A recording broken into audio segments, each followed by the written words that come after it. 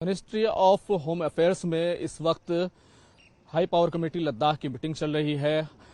ये जो आप देख रहे हैं कि इस वक्त मैं होम मिनिस्ट्री के बाहर हूं और थोड़ी देर पहले ही यहां पर जो केडीए के मेंबर हों या फिर लेपेक्स बॉडी के मेंबर हों या फिर इसी तरीके से जो दूसरे सदस्य हैं हाई पावर कमेटी के, उनकी मीटिंग जो है वो 11 बजे से शुरू हुई है। और दरअसल इस मीटिंग पर इसलिए सबकी नज़रें हैं क्योंकि जिस तरीके से इससे पहले भी जो तमाम बातचीत हुई गृह मंत्रालय और लद्दाख के लोगों के बीच, उसमें जो है गृह मंत्रालय की तरफ से जो केंद्रीय एमओएस हैं नित्यानंद राय, उनकी लीडरशिप में ये मीटिंग हो रही है। इससे पहले भी मीटिंग होती रही है, लेकिन इस बार क्योंकि रोजगार के मसले को लेकर पिछली बार काफ़ी ज़्यादा जो है सीधे तौर पर फैसले ले लिए गए थे और एक तरह की सहमति और इत्तेफाक जो है वो बनता हुआ दिखाई दिया था। लेकिन इस मीटिंग पर इसलिए ज़्यादा जोर है क्योंकि अब इन तमाम फैसलों को कैसे लागू किया जाए। इस मीटिंग में ये तमाम फैसले हो सकते हैं क्योंकि 90% रिजर्वेशन की बात हो कि लद्दाख के लोगों के लिए नौकरियों में 90% रिजर्वेशन रहेगा, या फिर इसी के साथ साथ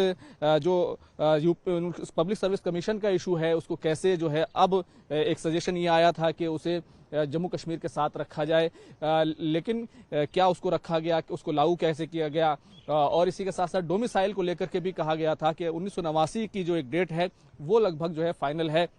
तो डोमिसाइल का इशू भी जो है वो सीधे तौर पर जो है इसमें आने वाला है कि कैसे जो है इन तमाम चीज़ों को जो फैसले ले लिए गए हैं ताकि रिक्रूटमेंट शुरू हो। तकरीबन 2.5 साल से ज़्यादा का वक्त हो गया है लद्दाख की, और जो होम मिनिस्ट्री है उसके जो ऑफिशियल्स हैं उनके बीच जो है बातचीत जो है वो चल रही है, लेकिन अभी तक ज़मीन पर क्योंकि तमाम चीज़ें नज़र नहीं आ रही हैं, इसलिए तमाम पूरे लद्दाख की नज़रें जो है इस मीटिंग पर हैं। और दूसरे नंबर पर जो सबसे अहम पॉइंट है वो लद्दाख के लोग इस बात पर जोर दे रहे हैं कि स्टेटहुड का जो इशू है, यानी कि वहाँ पर लेजिस्लेटर हो और वहाँ पर जो डेमोक्रेसी जो है वो एक तरीके से बहाल करने की बात की जा रही है। क्योंकि इससे पहले जब जम्मू कश्मीर के साथ था तो उस वक्त लद्दाख में न सिर्फ एमएलएज होते थे बल्कि वहाँ से मिनिस्टर्स भी जो है जम्मू कश्मीर विधानसभा में जाते थे। हालांकि अभी सिर्फ वहाँ पार्लियामेंट्री इलेक्शंस होता है, तो अगर देखें तो डेमोक्रेसी का जो लेवल है वो थोड़ा सा डाउन हुआ है, ये लद्दाख के लोगों का कहना है। तो कुल मिलाकर दूसरे नंबर पर जो है लेजिस्लेचर का इशू है, और साथ ही साथ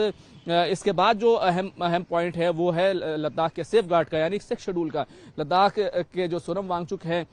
एनवायरमेंटलिस्ट, वो लगातार ये मांग करते रहे हैं। उन्होंने दिल्ली में भूख हड़ताल भी की थी और उसके बाद भी ये बातचीत शुरू हुई थी। तो फरवरी के महीने में जब उन्होंने भूख हड़ताल की उसके बाद एक मीटिंग हुई थी और उसी में तमाम फैसले लिए गए थे। तो क्या 6 शेड्यूल मिलेगा, क्या 6 शेड्यूल पर बात होगी और लद्दाख को कैसे सेफ गार्ड किया जाएगा, वहाँ की जल जीवन जमीन उनका कल्चर